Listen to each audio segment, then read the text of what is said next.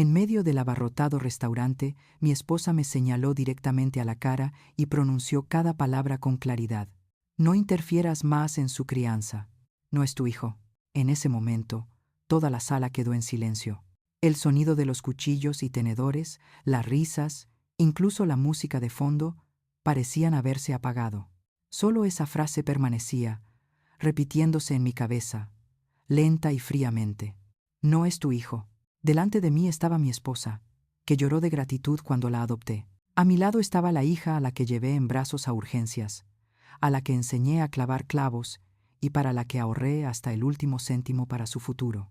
Detrás de mí estaban amigos, socios, vecinos, personas que de repente se convirtieron en testigos del momento en que perdí el título de padre con una sola frase.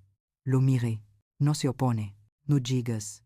Mamá, no digas eso. Simplemente inclinó la cabeza, dejando que la frase quedara suspendida en el aire, como un veredicto largamente pronunciado. Siento como si alguien hubiera metido toda mi vida en una licuadora y hubiera apretado un botón. 8 años siendo padre, 8 años desvelándome trabajando horas extras para ahorrar para la universidad, 8 años escuchándolo llamar papá antes de irse a la cama. Destrozado por una sola frase. Tú no eres su padre.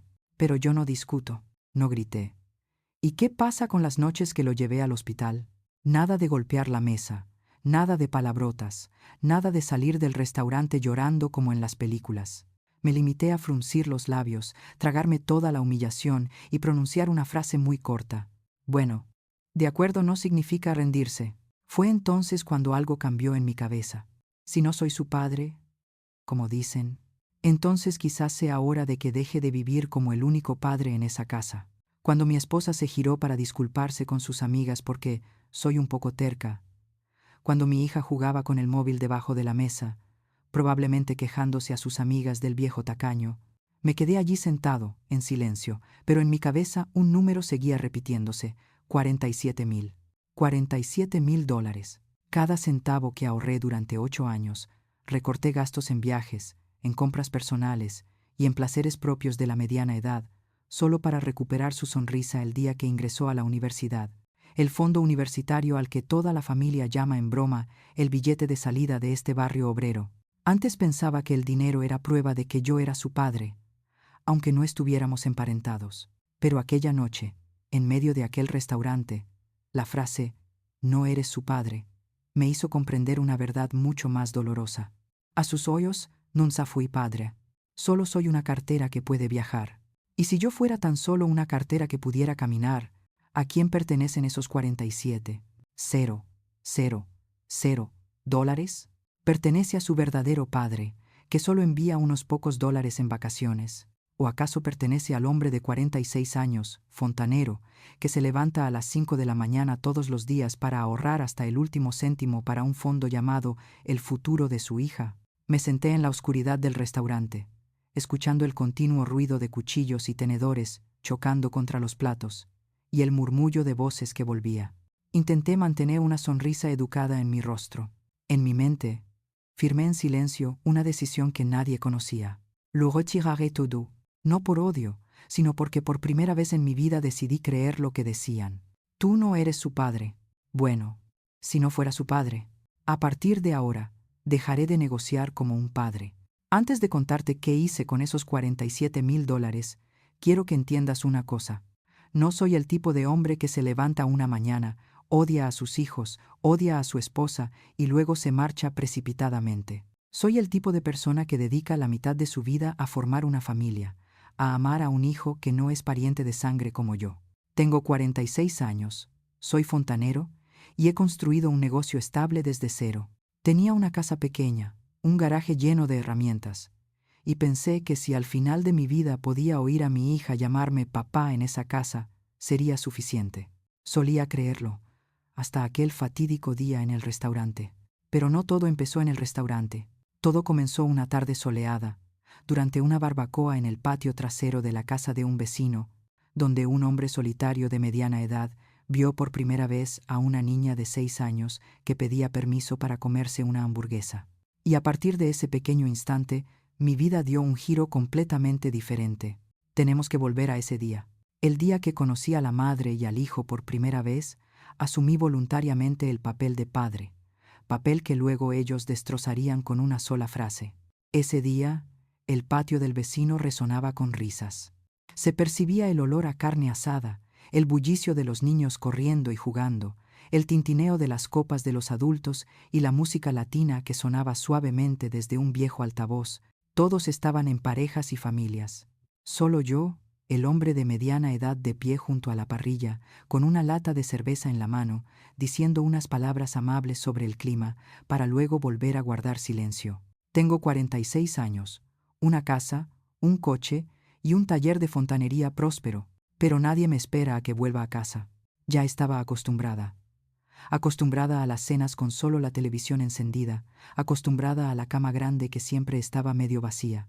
Pensaba que estaba bien, hasta que ella entró. Llegó un poco tarde, hombre pequeño y delgado, de unos 27 o 28 años. Tiene ojeras, como alguien que no ha dormido bien. Pero cuando sonríe sus ojos siguen estando extrañamente cálidos. Junto a ella había una niña de unos 6 años, aferrada a la pierna de su madre como si el mundo fuera demasiado ruidoso para ella. Esta es ella y su hija, me presentó la vecina. Hizo una reverencia y dijo en voz baja, «Esa es mi hija, It's Guaradin». La chica alzó la vista. Sus ojos marrones eran muy grandes. Su cabello estaba revuelto y su vieja camiseta estaba descolorida. Me miró con la mirada de un gato salvaje que no se ha atrevido a acercarse a nadie, curiosa pero cautelosa. Alguien le ofreció una hamburguesa, pero no la aceptó de inmediato. Simplemente alzó la vista para encontrar los ojos de su madre, como si necesitara permiso para estar en esa fiesta. La forma en que susurró gracias tan suavemente que el viento podría llevárselo, me clavó una puñalada en el pecho de una manera muy extraña. Esa noche, mi vecino me apartó y me contó una historia como las que se cuentan en los pueblos. Trabajaba como camarera en un restaurante, ganando una miseria, y alquilaba un pequeño apartamento al otro lado de la ciudad. ¿Su padre biológico? Desapareció antes incluso de poder hablar. De vez en cuando enviaba unas cuantas decenas de dólares como si cumpliera con una obligación. Asentí con la cabeza, pero en mi mente seguía viendo la imagen de la niña pequeña con la cara pegada a la pierna de su madre, una hamburguesa en la mano. Como si bastara con que la madre asintiera, se le permitiera comer. Esa noche, cuando llegué a casa, encendí el televisor como todos los días, pero no podía concentrarme. Las risas de la barbacoa aún resonaban en mi cabeza, mezcladas con el tímido gracias de la niña. De repente mi casa se siente más vacía de lo normal. El sofá es más ancho, la mesa del comedor es más larga. Por primera vez en años, ya no me sentía bien. 3 semanas después, me los volví a encontrar en el supermercado. Ella empujaba el carrito, con la niña caminando a su lado, sosteniendo una caja de cereales de colores brillantes. «Cariño, esto es demasiado caro», la oí susurrar. «Quizá la próxima vez». La niña volvió a colocar la caja en el estante en silencio, sin quejarse ni lloriquear como los otros niños que gritaban pidiendo juguetes en la fila de al lado. Caminaban y calculaban mentalmente. «Este cuesta 10, aquel 7. Si compramos leche, tendremos que renunciar al pan». Me quedé al final del pasillo, fingiendo observar las rebajas, pero en realidad espiando cómo la madre y el hijo habían logrado sobrevivir una semana más. Cuando me vio, sonrió, un poco avergonzada. «¿Tú también vas al mercado?» «Sí, tú también tienes que comer», bromeé, pero por dentro tenía una sensación extraña. Quería proteger, pero también me sentía culpable por tener demasiado. Mi coche está lleno de cosas. Sus coches se cuentan pieza por pieza. Mientras pagaba, los vi seguir adelante. «Si añades un paquete de fideos, tendrás que renunciar a algo de fruta. Añádele una botella de refresco y dale a la niña un paquete de galletas». He arreglado cientos de tuberías rotas en mi vida, pero ese día, por primera vez, pensé que había cosas rotas que no sabía cómo arreglar. A partir de entonces, comencé a buscar excusas para aparecer. Nada obvio, nada de acoso. De vez en cuando, pregunta a los vecinos por ella, pasa por la tienda donde trabaja o llama a la mesa correcta de su zona para dejar una propina un poco más generosa. Cuando se rompió la tubería de agua de su apartamento, me ofrecía arreglarla gratis, con la excusa de «Estoy probando las cosas nuevas, ¿me prestas el fregadero?». La niña se agachó en el suelo, abrazando con fuerza el peluche, con los ojos muy abiertos, mientras me observaba quitar el tubo y volver a montarlo pieza por pieza. ¿Qué estás haciendo, hermano? Ah, estás haciendo que el agua fluya en la dirección correcta. Asintió con la cabeza como si acabara de escuchar una gran filosofía de vida. Por primera vez, me sonrió. No era una sonrisa forzada, sino una pequeña sonrisa que dejaba ver un diente que le faltaba. Empezamos a salir como... Se supone que deben salir los adultos con hijos. Café por la mañana, mientras ella está en la escuela. Una cena sencilla en su apartamento, con el tintineo de las cucharas sobre los platos y los deberes escolares extendidos sobre la mesa.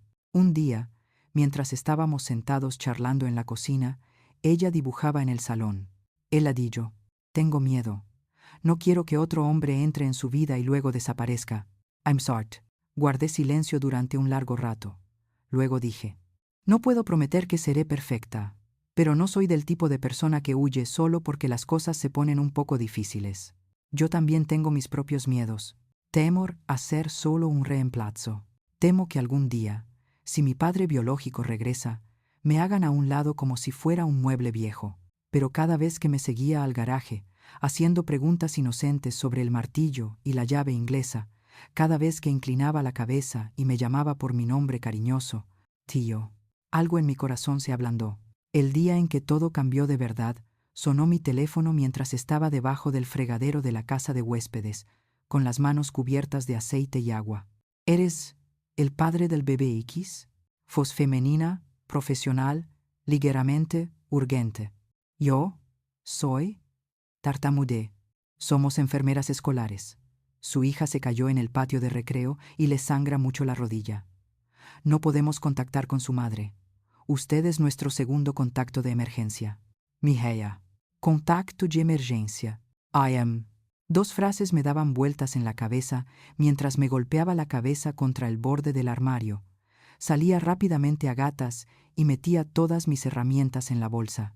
Conduje a toda velocidad a la escuela. Durante el trayecto, mi mente se llenó de los peores escenarios posibles. ¿Se rompió la pierna? ¿Es una lesión en la cabeza? Lloraba por su madre. ¿Y yo llegaba tarde? Cuando empujé la puerta de la sala médica, lo vi sentado en la cama, con la rodilla vendada y los ojos rojos. La enfermera se está preparando para limpiar la herida. Me acerqué y susurré. Oye, pequeño guerrero, ¿me enteré de que hoy tuviste una gran caída?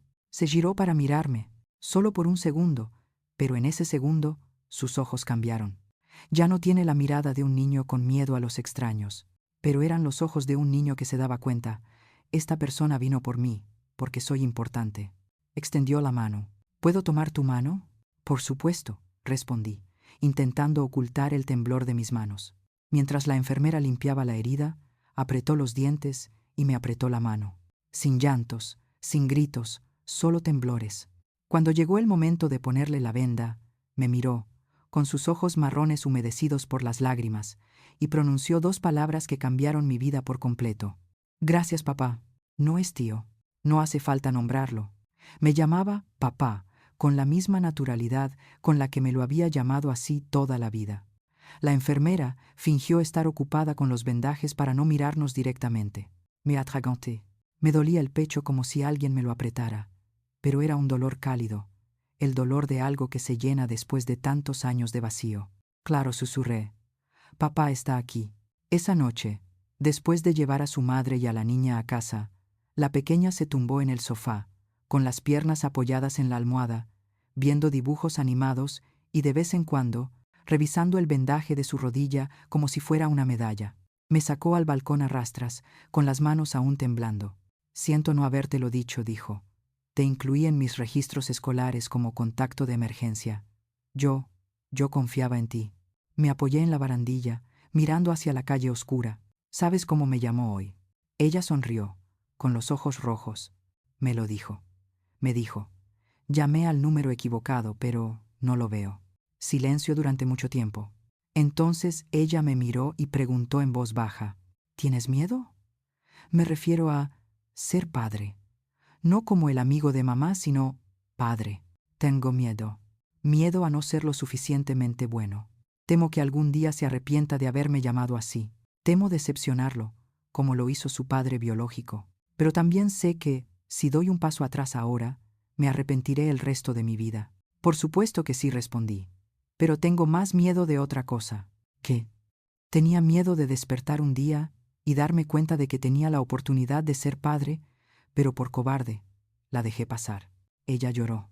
No se trata de un llanto de lamento, sino del llanto de alguien que por fin ha encontrado un lugar en el que apoyarse. Unos meses después, comparecimos ante un juez en el tribunal, en una pequeña y sencilla ceremonia, ni vestidos blancos, ni orquesta, ni iglesia, solo yo, ella, y la chica del vestidito blanco, que sostenía un anillo y una cesta de flores, decidida a hacer ambas cosas a la vez. Cuando el juez preguntó, ¿aceptas tomar a esta mujer como tu esposa y junto con ella, cuidar de esta hija como si fuera tuya? Los miré a ambos, y mi respuesta nunca había sido más clara. Estoy de acuerdo. El juez miró a la niña, sonrió y preguntó algo más. ¿Y tú? ¿Aceptas a este hombre como tu padre? No lo pensó ni un segundo. Estoy de acuerdo. Él es mi padre. Toda la sala estalló en carcajadas. Sentí un ardor en los ojos. Ese día, creí que era el hombre más afortunado del mundo. De ser un tipo solitario junto a la parrilla, me convertí en el papá de una niña de 6 años y en el esposo de la mujer que creo que estará conmigo el resto de mi vida. Sin saberlo, aquel hermoso momento era también el comienzo de un largo viaje, en el que amaría, me sacrificaría, ahorraría cada centavo, solo para que más tarde me recordaran, tú no eres su padre. Pero eso fue muchos años después. Los años siguientes fueron, para mí, los mejores. Las mañanas que pasábamos comprando provisiones, las noches de panqueques, las veces que imprimíamos los estados de cuenta del fondo universitario y nos reíamos de las cifras que no dejaban de crecer. Pensaba que le estaba construyendo un pequeño paraíso. Lo que yo no sabía era que, paralelamente a ese paraíso, también estaba construyendo una trampa llamada $47,000. Y esa es la historia de la secuela. Los años dorados. Y la trampa que me tendí a mí mismo. Desde fuera, los años posteriores a nuestra boda debieron parecer un sueño de clase trabajadora. Una casa pequeña, un patio trasero, un garaje lleno de herramientas, una pareja discutiendo por tonterías, y una niña pequeña corriendo por ahí llamando papá todo el día. En lo que a mí respecta, aquellos fueron los años dorados. Durante todos esos años, tan solo oír sus pasos corriendo por la casa me hacía sentir que el día había valido la pena. Todos los sábados, al amanecer, se quedaba de pie junto a la puerta del dormitorio, abrazando su almohada, susurrando, «Papá, ¿qué más vamos a arreglar hoy?» Todo el vecindario seguía durmiendo, y un niño de 8 años me despertó para desenredar algo. A veces es la estantería la que está floja, a veces no hay nada roto, simplemente quiere diseccionar todo para ver qué hay dentro. Tenemos nuestro propio ritual, tomando chocolate caliente en la mesa de la cocina. Luego padre e hijo bajaron al garaje, pusieron música suave y extendieron su ropa como si se prepararan para una cirugía. Le enseñé a sujetar un martillo, a medir 2 veces antes de cortar una y a escuchar las tuberías para saber dónde está el problema. Me enseñó que a veces una caja de clavos puede convertirse en una nave espacial si le añades unas cuantas estrellas con un rotulador. Todas las tardes, mi esposa se planta en la puerta del garaje, con los brazos cruzados, fingiendo regañar. ¿Estáis vosotros dos preparando otra batalla? Pero pude ver la forma en que nos miraba, cansada, aliviada y un poco celosa de que fuéramos tan compatibles. Los jueves son noche de panqueques. No es una tradición noble. Toda la familia, desayunando. Por la noche, preparé panqueques. La chica echó tanto jarabe que el plato quedó inundado. Mi esposa estaba sentada, negando con la cabeza, comiendo y contando historias sobre el restaurante, sobre los clientes difíciles, sobre el dueño quejoso. Hubo momentos en que me sentaba a observar a la madre y al niño reír, la luz amarilla cayendo sobre la vieja mesa de madera, escuchando el tintineo de los cuchillos y los tenedores, y pensaba, si la vida terminara aquí, con eso bastaría. La cuidó en todo, no porque quiera demostrar nada, sino simplemente porque es mi hija. El año que necesitó gafas, lo llevé al oculista. Me senté a su lado y me partí de risa cuando eligió unas gafas con montura brillante que costaban el doble que las que yo llevaba. El año que me dijo que quería aprender a tocar el piano, no tenía suficiente dinero para comprar uno bueno. así que compré un teclado viejo, pero que aún funcionaba bien. Me quedé despierta toda la noche, ajustando el soporte para hacerlo más resistente, y le añadí algunas pegatinas de notas musicales. Cuando empezó a dibujar en la pared, no lo regañé. Limpié la mitad del garaje, lo repinté, añadí una bombilla y declaré: «Este es tu estudio privado, artista. Es the vended. Cross tour, ask on narration». Me abrazó por el cuello, sonriendo y dijo: «Papá es el mejor anciano del mundo». No corregí: «Papá no es viejo». Me reí. Oírle llamar papá ya es bastante pronto.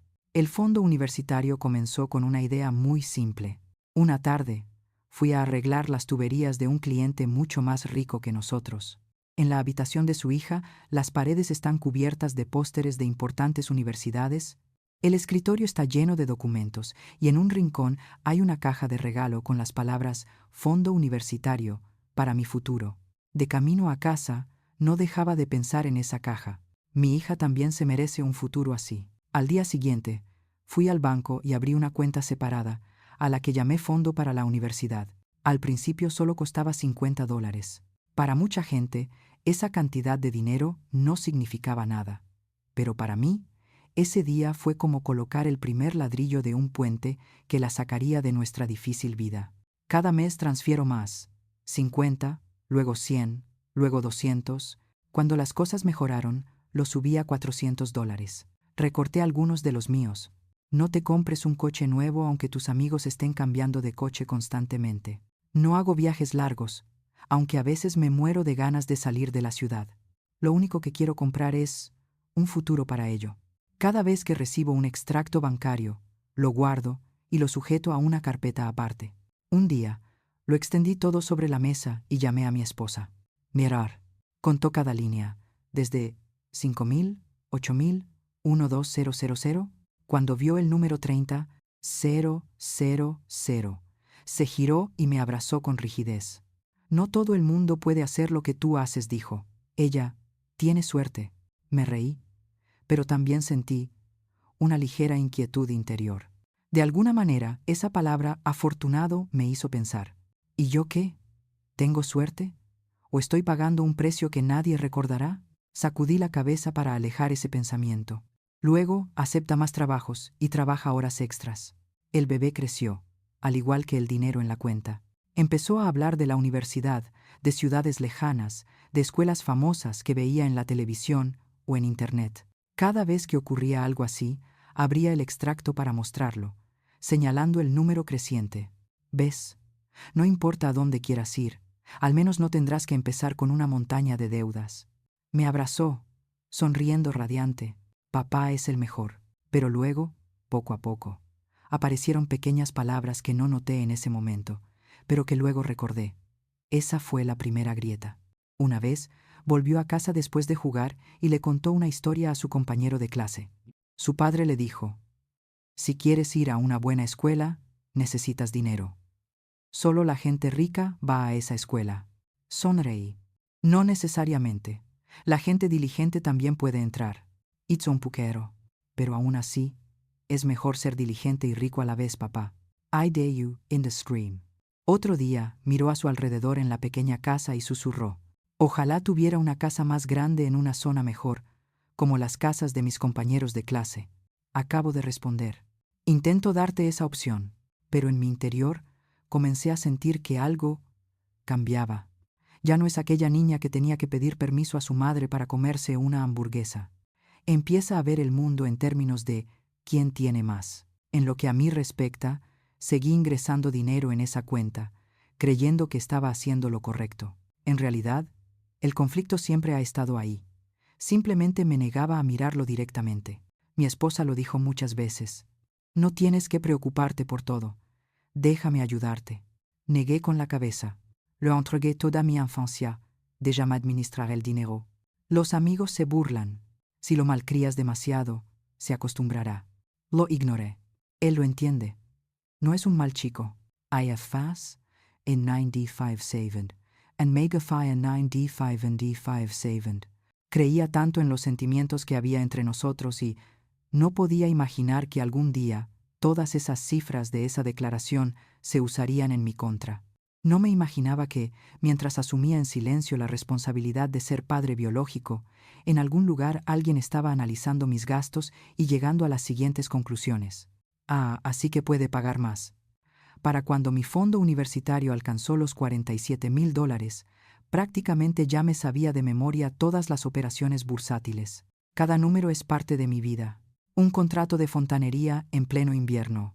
Una vez me dolió tanto la espalda que tuve que ir al médico, pero aún así acepté el trabajo. El viaje se canceló a última hora porque debo ahorrar más dinero para el fondo educativo de mi hijo este mes. Creo que, cuando lo sepa, se sentirá orgulloso. Creo que, cuando crezca, mirará hacia atrás y dirá, papá ha hecho mucho por mí. Nunca esperé, más tarde, que ese mismo fondo fuera la razón por la que se plantara en medio de un restaurante abarrotado, me mirara fijamente y dijera, tú solo pagas la cuenta, no eres mi padre. Pero esa es la parte más dolorosa de la historia, cuando los años dorados se hicieron añicos. Todo empezó a los 16 años, con un coche que fue tachado de coche de ama de casa, y ahí fue donde las cosas empezaron a escapársele de las manos. Si los años 8 a 12 fueron nuestra primavera, entonces su año 16 fue como un viento cálido que sopló y secó todo antes de que me diera cuenta. Todavía recuerdo con claridad la primera vez que dejó de llamarme papá. Ese día aparqué mi coche delante de la puerta del colegio, abrí la puerta y saludé con la mano. Vaya Gio, Anjunias. Bajó del coche, pero antes de cerrar la puerta, habló en voz baja, lo suficientemente alto para que yo lo oyera y lo suficientemente alto para que lo oyera el grupo de amigos que estaban de pie al sol frente a la puerta. ¿Podrías, por favor, no llamarme estafador delante de mis amigos? Es raro. Llámame por mi nombre. Hermano mayor, no papá. Sus amigos rieron entre dientes. Sonreí con ironía, pensando que estaba bromeando. Pero unas semanas después, en casa, empecé a oír cosas como, hermano, ¿me das 50 dong? Cariño, esta noche voy a la fiesta de cumpleaños de mi amiga. Al principio se lo recordé. Zual hermano, papá. Puso los ojos en blanco. Sí, papá, pero ya estoy acostumbrado. En el colegio me llaman así para ser guay. Me tranquiliza a mí mismo. Es solo la pubertad. A todos les pasa, se pasa. Pero a medida que pasaban los días, la brecha se hizo más evidente. Ya no se sienta en el garaje durante horas mirándome arreglar cosas. Ya no me pedirán que los acompañe a la ferretería todos los sábados. En cambio, era una habitación cerrada, con los auriculares puestos todo el día, riéndome de un mundo al que ya no estaba invitada. Cada vez que llamo a la puerta y digo, ven a comer panqueques con papá. Luego regresa. Estoy ocupado. Déjame que lo traiga. Empezaron a llegar las peticiones. No del tipo, papá, necesito zapatos nuevos porque los míos se están deshaciendo. Pero es como, todos mis amigos tienen zapatos de la marca X, pero yo uso unos normales. Todo el mundo tiene un teléfono nuevo. La gente piensa que nuestra familia es pobre. Intenté mantener la calma. Mi familia no es pobre, pero mi familia no tiene que demostrarle nada a nadie. Se encogió de hombros, con la mirada fija en la pantalla del teléfono. Puede que mi familia no sea pobre, pero aún así parece pobre. Cada vez que me dicen eso, siento como si alguien me golpeara el corazón con una llave inglesa. No es lo suficientemente resistente como para romperse inmediatamente, pero si se golpea durante mucho tiempo, se deformará. Sé que está deseando que llegue el coche de 16 años. Lo oí hablarte. El padrastro de mi amigo le compró un coche deportivo. El padre biológico de B le regaló un jeep. Escucho, recuerdo, pero no soy millonario. Soy fontanero, tengo 40 y tantos años, y vivo del sudor de mis manos. Así que hice lo que hace un padre responsable. No elijo coches dignos de Instagram. Elijo coche de seguridad al derrapar en carreteras mojadas. Después de semanas de búsqueda lo encontré. Un sedán de 3 años, con todos los servicios al día, con todos los airbags, un motor silencioso y que no consume demasiada gasolina. No es llamativo, pero sí sólido. Tal como he vivido toda mi vida. Llevé el coche de vuelta al garaje, lo lavé, lo pulí, lo aspiré, le compré su vinilo para coches favorito con aroma a vainilla y le até un gran lazo rojo al capó. La noche antes de mi cumpleaños, me quedé de pie en el patio mirando el coche aparcado bajo las luces, con el corazón lleno de una extraña sensación, a la vez emocionada y orgullosa. Me la imaginaba gritando de alegría, abrazándome con fuerza. «Sabes, papá no te deja caminar». Resulta que tengo mejor imaginación de la que pensaba. Fiesta de su 16 cumpleaños. El patio trasero repleto de sus amigos. La música sonaba a todo volumen y los chicos y chicas no paraban de hacerse selfies. Esperé hasta casi el final, cuando todos habían comido pastel y soplado las velas. Entonces extendí la llave como por arte de magia. «Ahora, el gran regalo, princesa». Todo el grupo exclamó. Se quedó mirando la llave, con los ojos llameantes, durante exactamente 2 segundos. «Chicos, vengan a ver mi coche», gritó, tirando de nosotros para que corriéramos conmigo hacia la entrada de la casa. Pulsé el botón de bloqueo y las luces del coche parpadearon. El sedán en el que había invertido tanto esfuerzo relucía bajo el sol de la tarde, con el lazo rojo ondeando. Por un instante, vi cómo su rostro se congelaba. No es ninguna sorpresa, nada divertido. Pero decepcionada, impactada, repugnada. «Papá, ¿me estás tomando el pelo?», preguntó, alzando la voz. Sonreí, intentando mantener el ambiente. «Prueba a sentarte. El asiento es ajustable y tiene un sistema de seguridad». «¿Seguro?», interrumpió. «Este es el coche de una ama de casa que va al supermercado. Tengo 16 años, no 40». El grupo guardó silencio. Algunos se dieron la vuelta, otros rieron entre dientes y otros me miraron con lástima. Oía la sangre latiendo con fuerza en mis oídos, pero aún así intenté explicar. «Este coche es bueno. Es resistente, casi nunca se avería y consume poco combustible. No necesito». «Tu padre lo entiende», exclamó casi gritando. «Si mi verdadero padre estuviera aquí, no me obligaría a conducir esto al colegio. Se reirían de mí hasta la muerte». «¿Tu padre biológico?», lo repetí lentamente, tratando de averiguar si había sido un lapsus o si realmente lo decía en serio. Me miró, con una frialdad que nunca antes había visto en sus ojos. Su voz era tan áspera como la cerveza rancia. «Eres el esposo de mi madre. No te pongas en la posición de padre. Si eres tacaño, dilo sin rodeos. No uses esas excusas de seguridad». Un pequeño «oh» se ahogó en la garganta del grupo de amigos. Nadie dijo nada, pero lo sentí muy claramente. Estaba siendo humillado, justo delante de mi propia casa, por el niño que solía llamarme papá en la enfermería. Mi esposa finalmente salió corriendo, con el rostro tenso. «Habla correctamente. Tu padre no es padre ni hijo». Se volvió hacia su madre, con los ojos llenos de lágrimas. «Mi verdadero padre jamás haría eso». Mi esposa guardó silencio un instante. Luego se volvió hacia mí y susurró: «No te lo tomes a pecho. Todavía es joven. Está orgulloso de sus amigos». Exactamente eso. No hay ningún. «Lo siento, papá. No existe el es grosero. Déjame hablar de nuevo. Sencillamente, no te lo tomes a pecho, como si yo fuera hipersensible a una tormenta que estaba destrozando mi autoestima».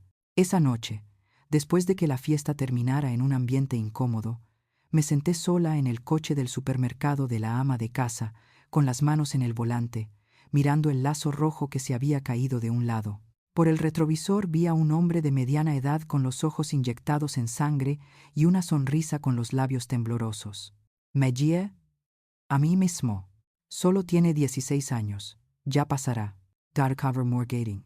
Pero mi confianza se había resquebrajado, y esa grieta estaba esperando otro golpe.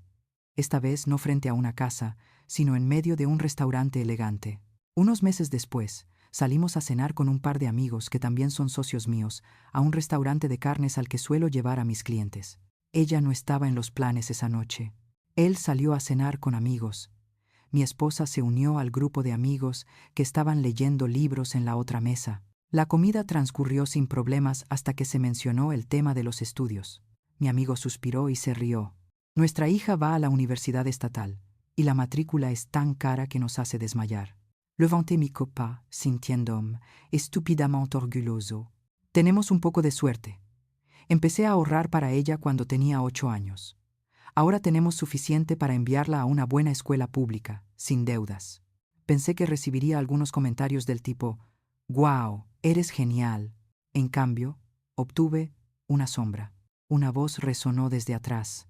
Papá, ¿me estás hablando de tu fondo para la educación? Allí se quedó, con el abrigo aún impregnado del olor a viento de la calle y el rostro enrojecido por la emoción. Mi esposa estaba de pie más lejos, en la mesa de lectura, mirando hacia otro lado con una expresión que era o bien de sorpresa o de preocupación. ¿Qué haces aquí?, pregunté. Les traigo buenas noticias, respondió, hinchando el pecho. ¿De qué hablan cuando hablan de escuelas públicas? Me aceptaron en Princeton. Toda la mesa quedó en silencio. Mi amigo arqueó las cejas.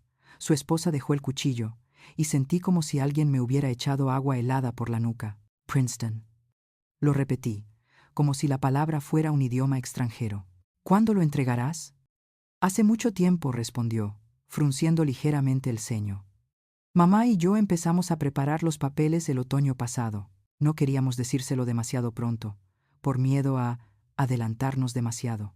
¿Nosotros? Me volví hacia mi esposa. Evitó mi mirada. Tomó un sorbo de vino, como si esperara que la bebida cubriera el silencio. Respiré hondo, intentando mantener la calma. ¿Sabes cuánto cuesta la matrícula anual de esa escuela? Se encogió de hombros, con total naturalidad. Sé que es caro, pero es una escuela de primer nivel. ¿Quién no sueña con ello? Mi cuenta solo alcanza para una buena escuela pública, o una parte muy pequeña, dije lentamente. Nunca hablamos de pedir más dinero prestado, ni de cómo pagarlo. ¿En serio?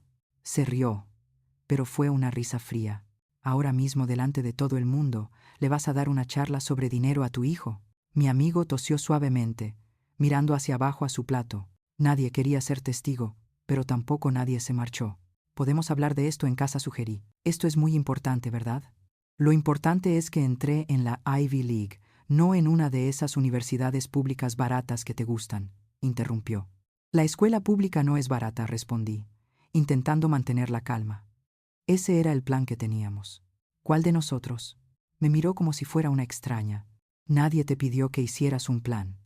Tú tomaste la decisión por tu cuenta y ahora quieres que todos vivan según tu plan. And read it is name, with me it is name. Ya no podía oír la música ni el sonido de los cuchillos y tenedores. Solo escucha los latidos de mi corazón en mi pecho. Durante los últimos 8 años dije en voz baja, tú pagaste, interrumpió, y cada palabra me golpeó en la cara. Sí, pagaste mucho dinero, pero pagar no te convierte en mi padre. Todo el restaurante pareció congelarse. Incluso el camarero que pasaba por allí se detuvo un momento y luego siguió su camino como si no hubiera oído nada. Y entonces, a sus espaldas, resonó una voz familiar, la voz de la mujer que había estado a mi lado ante el juez y había prometido criarla conmigo. Tal vez deberías pensar en tener tu propio hijo, dijo mi esposa, sin dejar de mirarme, en lugar de intentar controlar el de otra persona.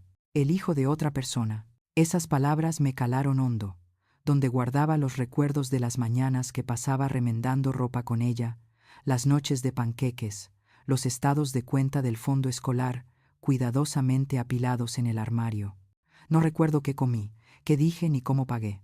Recuerdo que, de camino a casa, las farolas pasaban como borrosas estelas de luz, y en mi cabeza solo había una frase que se repetía una y otra vez. Tú eres el único que paga. Dated Rise. 8 años de amor, 8 años llamándome papá, 8 años luchando por ser padre biológico. De repente, el receptor solo tiene una función: retirar fondos de la cartera. Esa noche no dormí. Tumbada mirando al techo, junto a la mujer que la llamaba la hija de otra persona, comprendí que algo había muerto. No es solo vanidad, pero es la fe. Y cuando la fe muere, la gente hace cosas que nunca creyó posibles. A la mañana siguiente me desperté más temprano de lo habitual, no para ir al trabajo, sino para ir en coche al banco. Ese fue el día en que toqué por primera vez el fondo de $47,000 para no tener que ser papá quien pagara nunca más. Pero esa es otra historia. La decisión de retirar los fondos, los papeles del divorcio y 5 años de reaprendizaje para vivir como un ser humano, no como una billetera andante. Esa noche me quedé tumbado en la cama sintiéndome como si estuviera acostado sobre una tabla dura en una morgue. Mi esposa me dio la espalda, girándose de vez en cuando y suspirando. La habitación estaba tan silenciosa que podía oír el reloj de la pared. cada tic-tac como si contara los segundos hasta el momento en que todo explotara. En mi mente, ese restaurante se repetía una y otra vez como una película rota. Su cara cuando dijo, «Tú eres el único que paga». La cara que puso mi mujer cuando dijo, «El hijo de otra persona». Intenté engañarme a mí mismo. Simplemente está enfadado. Simplemente es joven. Pero el dolor no reside en las palabras. El dolor era... Me di cuenta de que no era la primera vez que pensaban eso. Era la primera vez que lo decían en voz alta delante de otras personas. Alrededor de las 3 de la madrugada me desperté, incapaz de soportarlo más.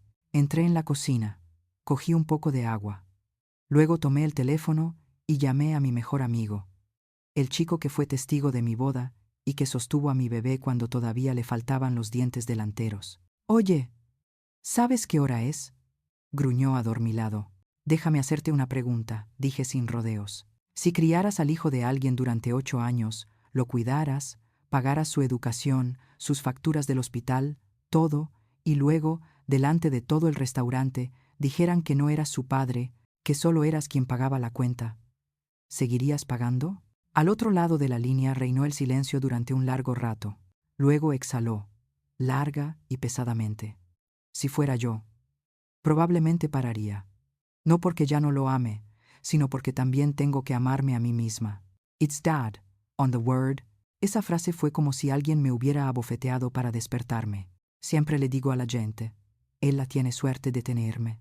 Pero nunca preguntes de vuelta, ¿y yo? ¿Tengo suerte de tenerlos?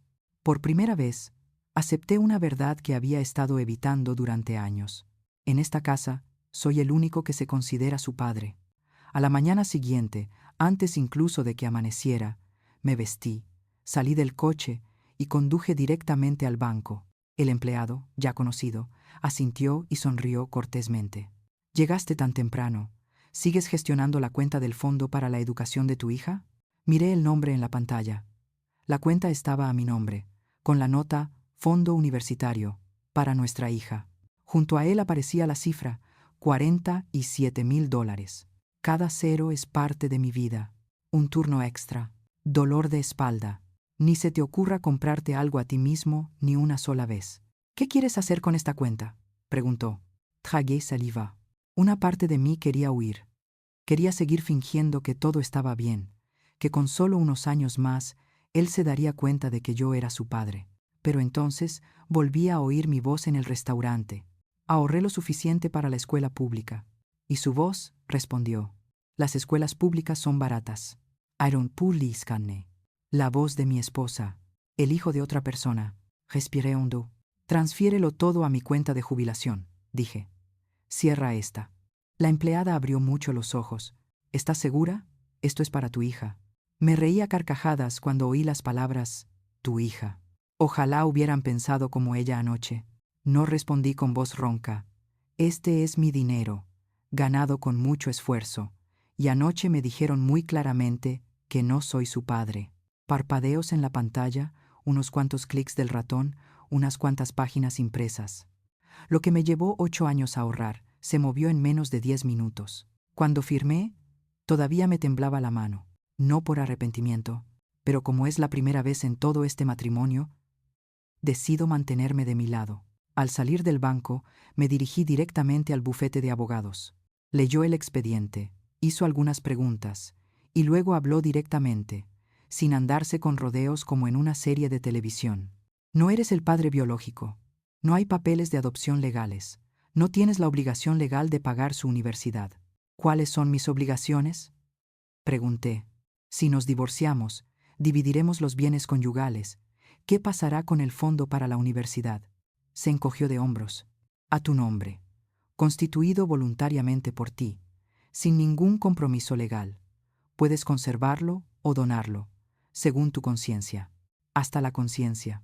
Salí de la oficina, me paré en la acera, observé a la gente pasar y me pregunté, hasta ahora, ¿hacia qué lado se ha inclinado mi conciencia? La respuesta es clara. Me inclino hacia esas 2 personas que no dudaron en arrebatarme mi puesto de papá delante de todo su pequeño mundo. Esta vez decidí dejar que mi conciencia se inclinara hacia el hombre de mediana edad al que acababan de llamar el que paga. Esa noche me fui a casa. La cocina estaba inusualmente silenciosa. Mi esposa estaba sentada a la mesa, con los ojos hinchados y los papeles esparcidos desordenadamente. La chica estaba de pie, apoyada en el marco de la puerta, abrazando su teléfono, con el rostro pálido. «¿Dónde has estado desde esta mañana?», preguntó mi esposa, con la voz temblorosa de ira. «El juzgado», respondí con franqueza. «¿Y el banco?». Puse el papel sobre la mesa. «Solicitud de divorcio. Y el estado de cuenta del fondo universitario con un saldo de 0. «¿Estás loco?», arrebató el periódico. Sus ojos se dirigieron rápidamente a la última línea y se abrieron de par en par. «¿Dónde está mi fondo?». «Retiré mi dinero», dije. «Ese fondo era para mi hija. Pero resulta que, en esta casa, no tengo hijos». «Estás destruyendo su futuro», gritó. La miré directamente a los ojos, por primera vez sin evitarlo. Su futuro depende de su padre biológico, alguien que, según la madre y la hija, la entenderá mejor. Alguien que sin duda no la obligará a estudiar en una escuela pública barata. La chica dio un paso adelante, con el rostro pálido. «Yo, lo siento», lo dije en un arrebato. «Yo no». «Llevas 2 años diciendo eso», la interrumpí en voz baja pero clara. «El día que me dijiste que no te llamara yo en el colegio. El día que dijiste que solo era tu marido. El día de tu cumpleaños, con el coche. Y anoche, en el restaurante». Lloró, por primera vez como una niña de 8 años, ya no como la chica de 16 años que alzaba la cabeza y desafiaba a todos. «Necesito dinero para la escuela», dijo casi suplicando. No dije: «Necesito un padre». Pero ya elegí uno. Y no fui yo. Mi esposa me agarró de la manga. «No hagas eso. Te necesitamos». No repetí, extrañamente tranquila. «Necesitan tu cuenta bancaria. Esa es la diferencia». Subí arriba, cogí mi maleta y empaqué mi ropa. No se trata de una partida impulsiva, sino de la decisión de alguien que lo pensó toda la noche e incluso durante muchos años. Mientras bajaba las escaleras, oí a mi esposa susurrándole a la niña en la cocina: «Tenemos que encontrar la manera de traerlo de vuelta. Sin él, ¿cómo vamos a pagar el alquiler, la cuota del coche o cualquier otra cosa?». No había ni una sola frase que dijera: «No quiero perderlo». No hay ni una sola frase que diga: «Le hicimos daño». Únicamente: ¿cómo recuperarlo? Es como hablar de una tarjeta de crédito que está a punto de caducar. Me detuve a mitad de la escalera y cerré los ojos durante unos segundos. Si hay alguna duda, entonces volveré. Pero abrí los ojos y seguí adelante. Se quedó de pie en la puerta, con lágrimas que le corrían por la barbilla. «¿Por qué no me perdonas?», preguntó con la voz entrecortada. Me dan ganas de abrazarlo. Quisiera enjugar las lágrimas por él, como el día que se cayó en el parque infantil.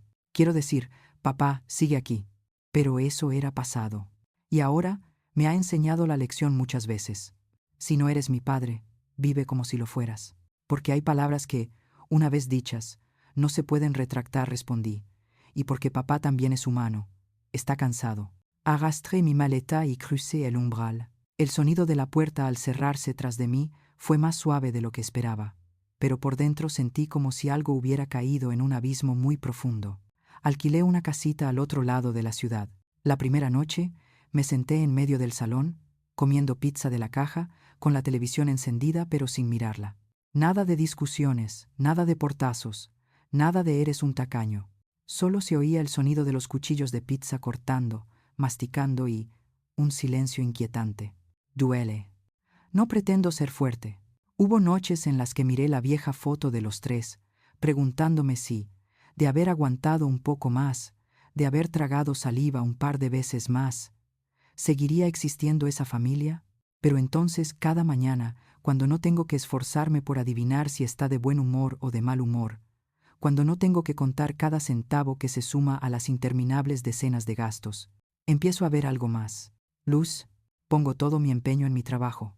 Consigue más contratos, y ya no sentirás que el dinero extra se esfuma en el agujero negro llamado gastos del bebé. 1 año, luego 2 años. Compré otra camioneta para el equipo de plomería. Contratar a más gente. Firmó contratos con varios edificios grandes. Al 3er año, compré otra casa. No nuestra casa, sino mi casa. Garaje más grande, patio trasero con parrilla. No hay fotos familiares en la pared, pero sí fotos que tomé en viajes en los que antes ni siquiera me hubiera atrevido a pensar. Aprendí a vivir sola de nuevo, no del tipo triste y solitario, sino del tipo de persona madura que comprende. Es mejor estar solo que en un lugar donde te hacen sentir como si solo fueras una cartera. Practico tocar la guitarra, aunque tengo las manos callosas de tanto sujetar la llave inglesa, lo que hace que pulsar las cuerdas sea tan doloroso que me hace llorar. Voy a pescar con mis compañeros, hago picnics, me echo una siesta en una hamaca sin que me sobresalte un golpe en la puerta. Estoy saliendo con alguien de nuevo. Tengan cuidado, especialmente con las mujeres que tienen hijos. No es porque odie a los niños, sino porque entiendo muy bien que nunca más volveré a alquilar mi corazón como padre temporal para que un día me lo devuelvan con la misma frase: no eres su padre. Practico el establecimiento de límites. Al oír a la gente hablar de dinero, al ver cómo hablaban de las responsabilidades de los hombres, escuché con más atención. Al ver a alguien hablar mucho de que el hombre anterior debe pagar esto y aquello, sonrío y doy un paso atrás. En el 5.º año, mi negocio iba lo suficientemente bien como para que, si quisiera, pudiera vender la tienda y jubilarme anticipadamente. Mi cuenta de jubilación, donde tenía $47,000, ha crecido hasta alcanzar una cifra que incluso a mí me sorprende. Ya no estoy enfadado. Ya no sueño con que se critiquen restaurantes o coches. En cambio, me encontré en paz. Ya nadie me llama papá, pero por primera vez en muchos años, cuando me miré al espejo, vi a un hombre al que podía respetar. Pensé que la historia terminaba ahí. Un hombre de mediana edad, antiguo padrastro, considerado en su día una monedera, decidió retirarse de un juego que nunca fue justo y reconstruir su vida. Pero la vida no es tan sencilla. 7 años después, un martes por la tarde cualquiera, estaba haciendo una barbacoa en el patio trasero, disfrutando de la tranquilidad de mi nuevo hogar. Entonces llamaron a la puerta. Me sequé las manos y salí. Y cuando se abrió la puerta, volví a ver 2 rostros que creía que solo vería en fotos antiguas. Mi ex esposa y la chica que me dijo que yo era la única que pagaba. Estaban de pie en el porche, demacrados y cansados, con la ropa arrugada y los ojos llenos de una mezcla de vergüenza y desesperación. Tenemos que hablar, dijo mi exmujer. Me aferré con fuerza al borde de la puerta. Sabía que este momento determinaría si todos esos años aprendiendo a respetarme a mí misma realmente habían importado, y es ahí donde la historia da un nuevo giro. Regresaron, no para disculparse, sino para llamar a la puerta del banco ambulante al que una vez habían expulsado de sus vidas. Me quedé de pie justo en la puerta, con las manos aún oliendo a humo de barbacoa. Ante mí se encontraban 2 personas a las que solo había visto a través de mis recuerdos durante 7 años. La mujer que solía ser mi esposa, vieja, ojos hundidos, aspecto cansado, y se plantó en medio del restaurante, me señaló y dijo: «Tú solo eres quien paga». Ahora tiene 23 años, pero en ese momento era como la niña de 8 años que yacía en la cama del hospital, agarrando mi mano con fuerza, solo que hoy sus ojos estaban cargados de malas decisiones. «¿Podemos entrar y hablar?», preguntó mi exmujer, con la voz mucho más baja que cuando me había gritado en el restaurante. Negué levemente con la cabeza. «Podemos hablar aquí. No es que yo sea cruel. Sé que si les permito dar un paso más dentro de la casa, la barrera que he construido durante los últimos 7 años comenzará a resquebrajarse». Mi exmujer miró alrededor del jardín, como para asegurarse de que nadie la hubiera oído. «Estamos en apuros», dijo. «Nos remolcaron el coche. El casero nos acaba de echar porque debemos varios meses de alquiler. Ahora nos estamos quedando en casa de mi hermana, y solo nos da una semana más». La chica estaba de pie junto a él, con las manos entrelazadas, mirando hacia abajo, a los escalones. Su voz era ronca. «Trabajo de camarera en un restaurante, pero el dinero solo me alcanza para comer, no para la entrada de una casa, no me alcanza para arreglar el coche. Yo no sé qué hacer». Al oírlo, algo en mi interior se encogió. En fin, hubo años en los que pensé que moriría de vieja con estas 2 personas, en una casita llena de risas. Entonces, «¿Qué quieres de mí?», pregunté sin andarme con rodeos. La exmujer miró a la chica de reojo y luego me miró fijamente a mí. «Puedes ser nuestro avalista del alquiler, solo tienes que firmar y nosotros pagaremos». Y sí, dudó un instante. Si pudieras ayudarnos con un depósito y tal vez ayudarnos a comprar un coche usado. No tiene que ser lujoso, solo algo que funcione. La chica alzó la vista y añadió, como si se tratara de un trato que debía sellarse. Ya no necesito Princeton. Lo entiendo. Solo denos la oportunidad de empezar de nuevo. And down. Hermano mayor. Por primera vez en muchos años, me llamó hermano delante de él, igual que en sus alocados 16 años. Esta vez, era tú, el hombre que debería ayudarnos, no papá. Guarde silencio. No porque no sepa cómo responder, sino porque estoy escuchando la voz de mi corazón. Una parte de mí sigue siendo el hombre que fui. Aquel que estaba dispuesto a trasnochar y madrugar, a trabajar los fines de semana, solo para que mi hija tuviera un teléfono nuevo, mejores zapatos y un futuro más fácil. Pero también existía otra parte, la parte que había perdido el sueño, llorado a solas, firmado la transferencia de 47,000 dólares de la cuenta. Se puso de pie, se cruzó de brazos y miró muy claramente a las dos personas que tenía delante. No vienen aquí porque me echen de menos. Vienen porque creen que sigo siendo la cartera andante que solía ser. Pregunté, muy tranquilamente, ¿dónde está tu padre biológico? La pregunta cayó como una piedra arrojada a un estanque estancado. Mucho tiempo después mi exmujer respondió, sigue igual. De vez en cuando me manda algo de dinero para las vacaciones. Por lo demás, ningún contacto. Así que, ha llegado el momento de que me entienda. Como dijimos entonces, asentí. Este es el momento perfecto para que demuestre que es el padre. La chica hizo una mueca, con lágrimas que le corrían por las mejillas. A él no le importa. Nunca. Tú eres quien se preocupa por mí. Tú eres quien se preocupa por mí, no él. Lo sé. Yo me equivoqué. To the dag ravening the stimes in the mind. Vi cómo se le enrojecían los ojos. Y por un momento, la imagen de la niña de 7 años que me sostenía la mano en la sala de enfermería se superpuso a la de la joven de 23 años que estaba de pie en mi porche. Esas dos imágenes luchaban entre sí dentro de mí. Dije, en voz baja, no, no solo me equivoqué. Tomé una decisión. Hay silencio. Elegí creer que mi padre biológico, que desapareció durante toda su vida, me entendería mejor que el hombre que me crió durante 8 años. Elegí quedarme en medio del restaurante y decir que mi padre solo era quien pagaba la cuenta. Mi madre eligió quedarse a mi lado y llamarme hija de otro.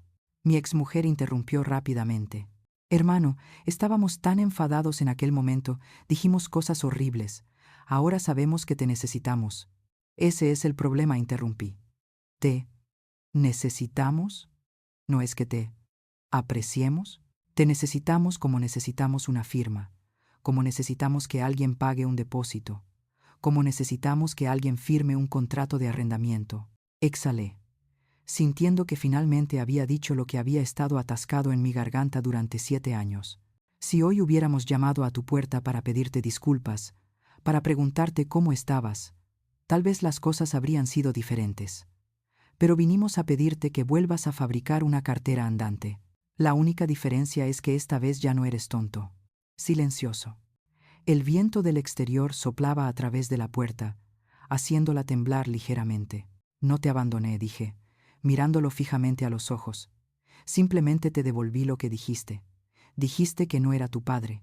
Bien, de ahora en adelante, todo lo relacionado con papá, la matrícula, la casa, el coche que se encargue esa persona. Él rompió a llorar. Mi exmujer también lloró. Ustedes son nuestra familia, repitió como si se aferrara a un último salvavidas. No negué con la cabeza. Hace 7 años, ustedes estaban en medio de un restaurante lleno de gente y me sacaron de esa familia. Hoy, simplemente respeto su decisión. Cerré la puerta. Nada de golpes ni gritos. Fue solo un pequeño clic, pero resonó en mi cabeza durante mucho tiempo. Pensé que ahí terminaría, pero hoy en día, la gente no se rinde simplemente ante una puerta cerrada. Unas 2 semanas después, mi teléfono empezó a vibrar constantemente. Mensajes de amigos, compañeros y parientes lejanos. ¿Viste la publicación en la que alguien te etiquetó? ¿Estás bien? La gente en internet te está insultando. Lo abro. Es una foto de los 3 yo, mi exmujer y la niña de su 10º cumpleaños. Se quedó en medio, sonriendo radiante. con sus brazos alrededor de mi cuello. A continuación se presenta un párrafo extenso que comienza con la siguiente frase. Hace 7 años, mi exmarido nos abandonó a mi hija y a mí justo cuando ella había entrado en la universidad de sus sueños. La historia se cuenta de forma unilateral. Soy un hombre frío. Retiré todos los fondos escolares y me fui, dejando solas a la madre y al niño. Yo soy la que se ha enriquecido, viviendo felizmente sola, mientras mi hija trabaja duro para sobrevivir. Ni una sola línea menciona la frase, usted es quien paga. Ni una palabra sobre los $47,000, sobre los años que gasté en hospitales, escuelas, ropa, coches. Los comentarios que aparecen a continuación están llenos de ira. Este tipo de hombre merece ser abatido. No entiendo cómo la gente puede abandonar a un hijo al que ha criado desde la infancia. Pobre chica, tener un padre es como no tenerlo.